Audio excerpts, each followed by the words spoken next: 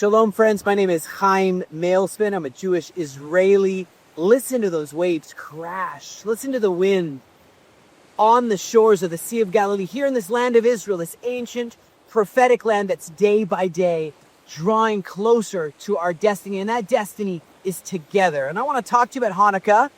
I want to talk to you about the Maccabees. I want to talk to you about light in the darkness. And here in the Galilee of the nations, this is where the light touches upon us, it says in the book of Isaiah chapter 9. And you know, throughout Jewish history, we see these patterns. We see these spirals, these prophetic echoes stretching across centuries. And I think back to October 7th, 2023, a day that was a day of celebrating the Torah, right? A day of celebrating the light. The Torah is a light to our feet, a lamp unto our path. And that very time is when darkness struck, the massacre. It was silence before the dawn, and then suddenly there was rockets and infiltration and gunfire and phones buzzing and emergency alerts. What should have been a day of dancing with the Torah became the opening scene of what I've been dealing with, what we've been dealing with as a people, defending Israel in the Swords of Iron, Operation Swords of Iron. And I talk about this in my updates. Maybe you've followed me for almost 800 days every day, giving an update.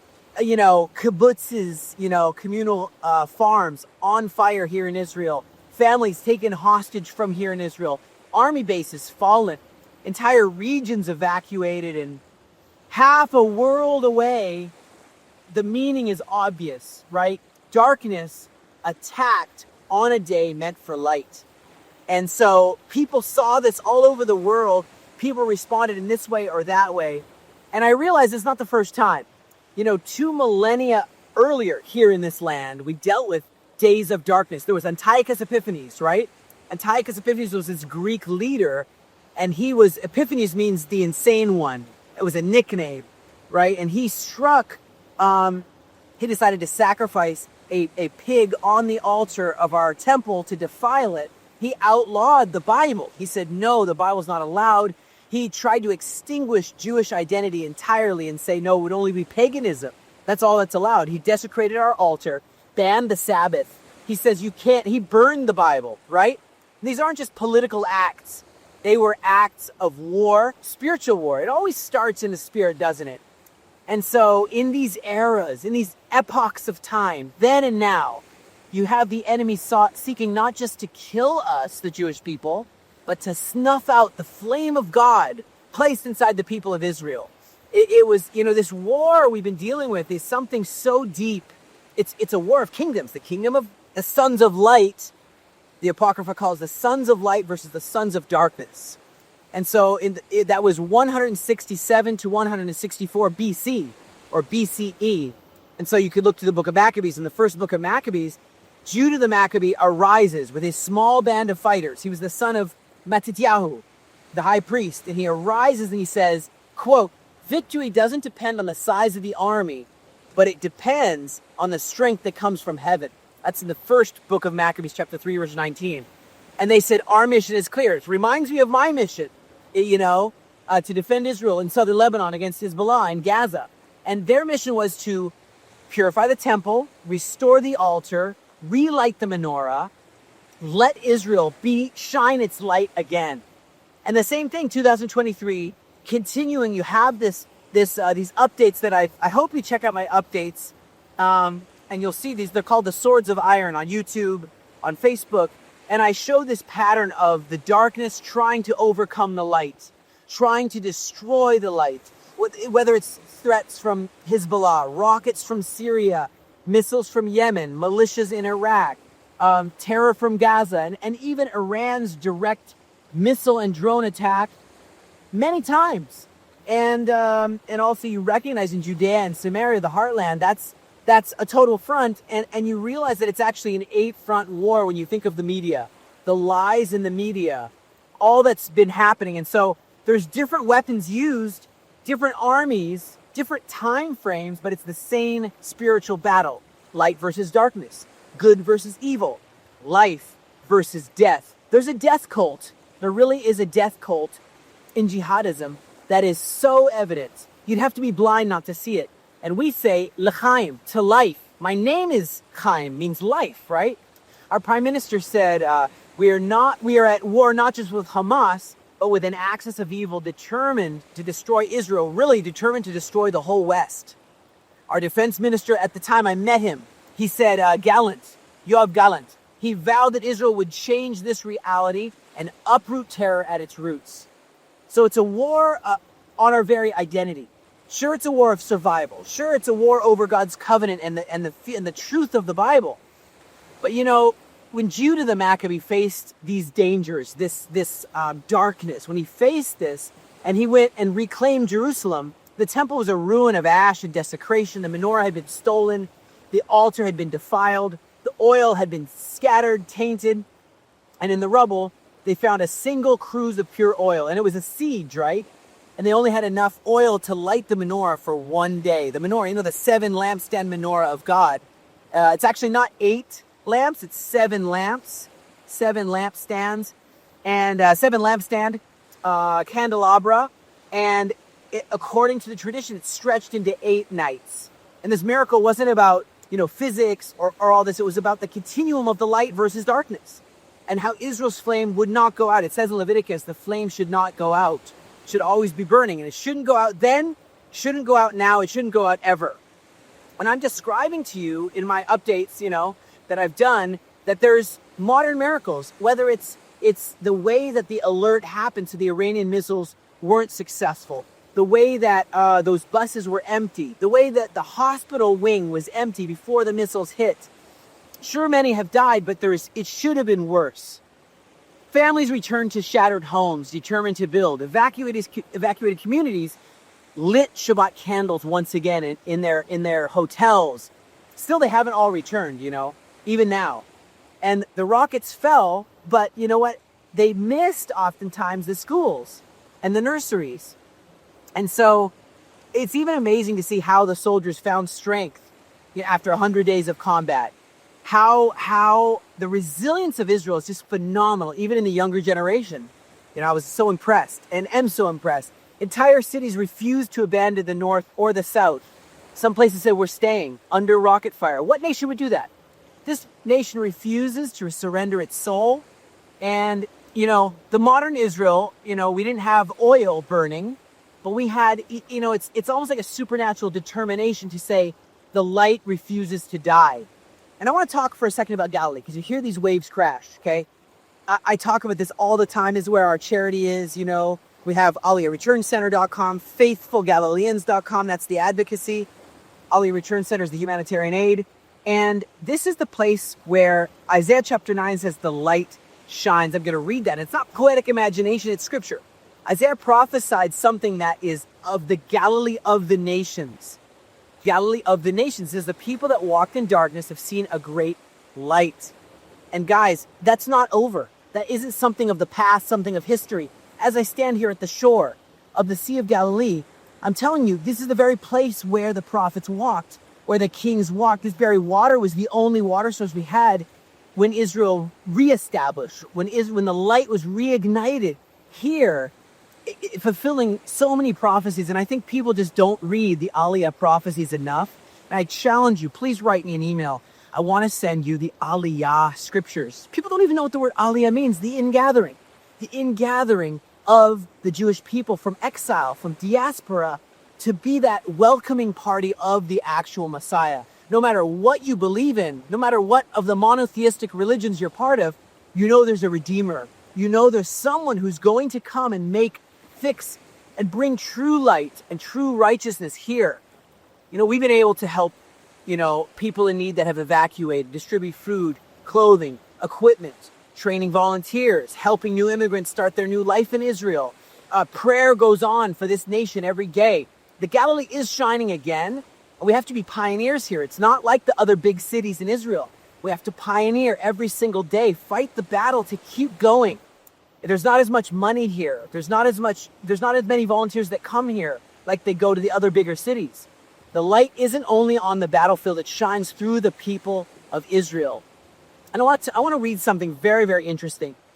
The Bible talks of the people of Israel as sheep surrounded by wolves. There has to be good shepherds who will not only lead them, like Psalms 23, to the still waters lead them to the green pastures. You got to defend them. You got to protect them. People of Israel, that's why I serve as a sergeant major, to intervene on their behalf, to stand in the gap. And it says, doesn't it say that there's greater glory coming? I wrote a song called Greater Glory. You can check it out on YouTube and whatever. Greater glory coming. Prophet Ezekiel says in Ezekiel 37, these dry bones will live. What is this valley? This Sea of Galilee is inside a valley, the Jordan Valley. Jordan Valley goes all the way down. I mean, it's called the Syrian-African Tectonic Plate. The Great Rift Valley goes all the way down to Mozambique, Africa. Goes all the way up to Antioch, Turkey. Sea of Galilee is right in the middle. Dead Sea is right in the middle too, which is also going to come to life, right? It's a nation regathered that is going to see the glory, see the light shine once again. Isaiah 49 verse 6 says, I will make you, Israel, a light to the nations, that my salvation may reach the ends of the earth. The enemy doesn't want that. The enemy wants to see all of Israel destroyed in a nuclear blast. You remember America and Israel in Operation Rising Lion, decimating the Natanz, the Fordo, the Isfahan nuclear sites, where they were working so hard to make bombs that would obliterate Israel.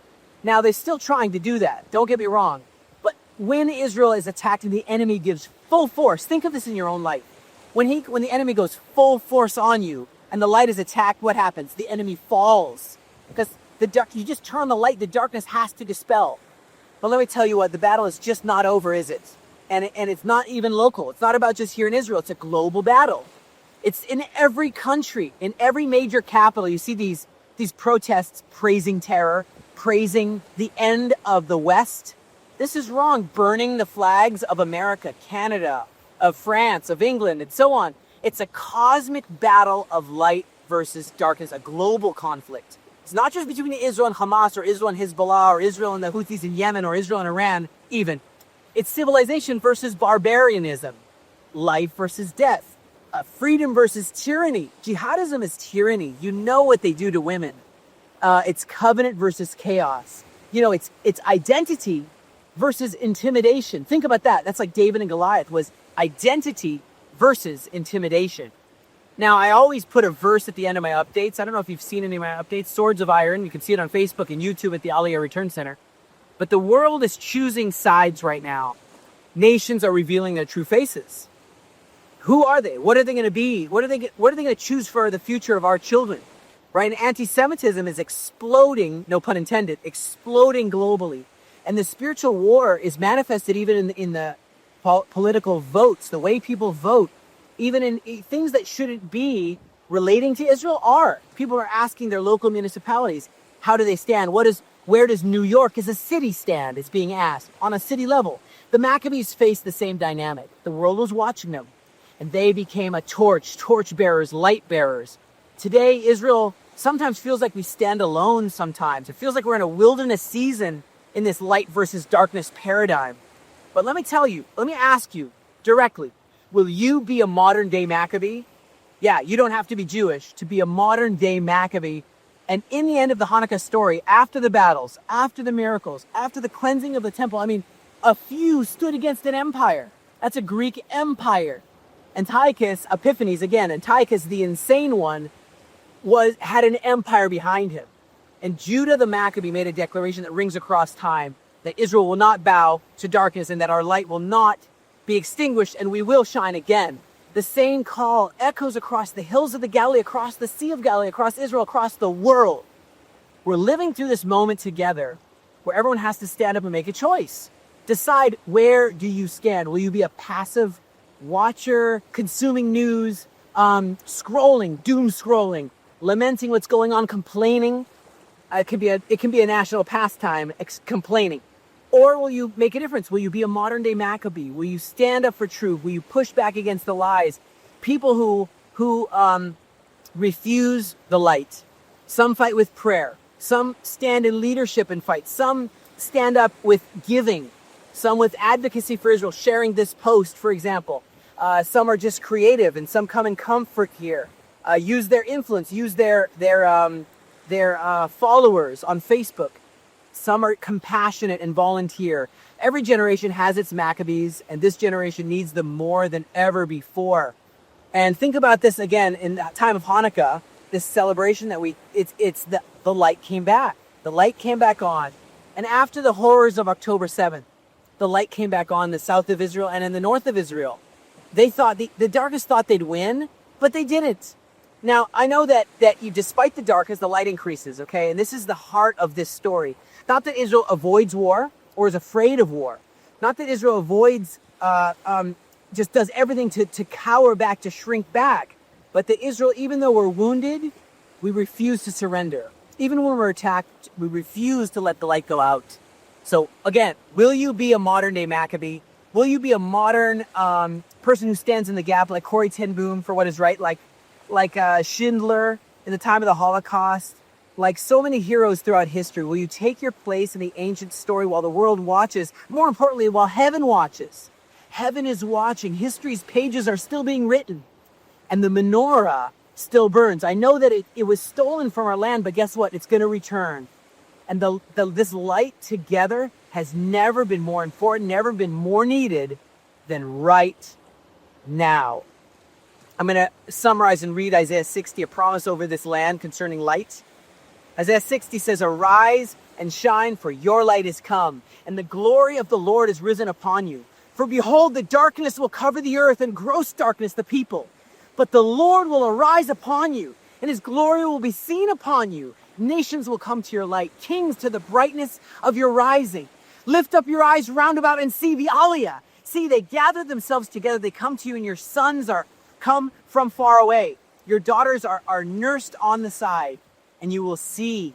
You will flow together. Your heart will fear, but then it will expand. It will enlarge, because the abundance of the sea will come to you. The riches of the nations will come to you. The wealth of the nations will come to you. The multitude of camels will cover you.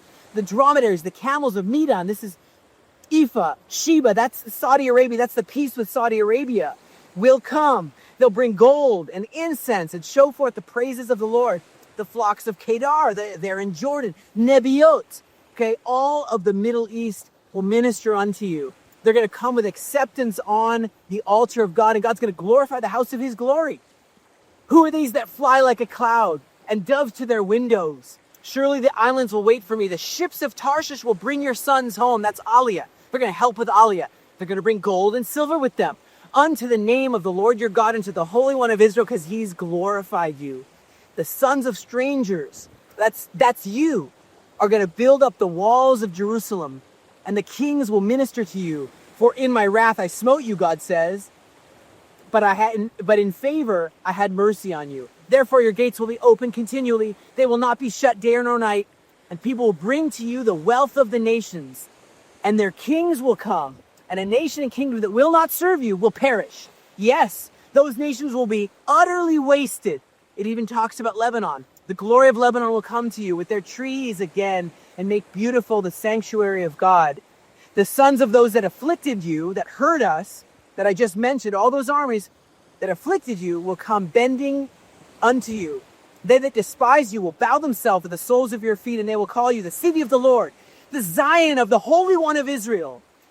Wherefore, as you have been forsaken and hated, so that no man went through you, I will make you an eternal excellency, a joy of many generations. You will also nurse the milk of nations, and you will suck the breast of kings, and you will know that I am the Lord, your Savior, your Redeemer, the mighty one of Jacob. Wow.